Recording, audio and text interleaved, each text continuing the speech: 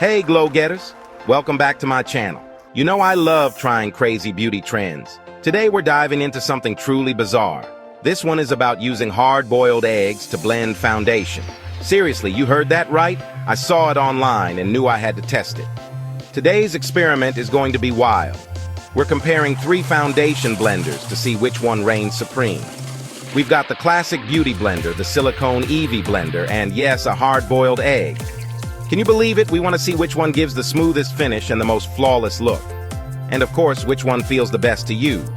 Let's get blending and find out. First up, the OG Beauty Blender. We all know this little sponge. It's soft, bouncy, and blends foundation like a dream. I dampened the sponge and bounced my foundation onto my skin. It felt smooth and familiar. The coverage was even and looked really natural. So far, so good. But how will it compare to an egg? Okay, here comes the weird part. This is something you don't see every day. I held a cold, hard-boiled egg in my hand, ready to put it on my face.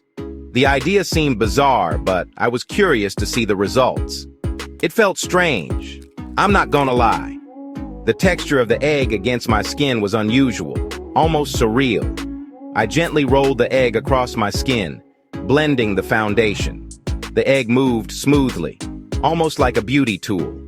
Surprisingly, it wasn't sticky or messy. The egg's cool surface felt refreshing on my skin. The egg felt cool and surprisingly smooth. It was almost like using a chilled beauty blender. The foundation blended out nicely, but I did have to work a little harder around my nose. The result? Not bad. It took some effort, but the finish was quite even. The coverage was surprisingly good. I didn't expect the egg to perform this well. It didn't feel as airbrushed as the beauty blender, but it wasn't terrible. Overall, the egg did a decent job, and it was a fun experiment to try.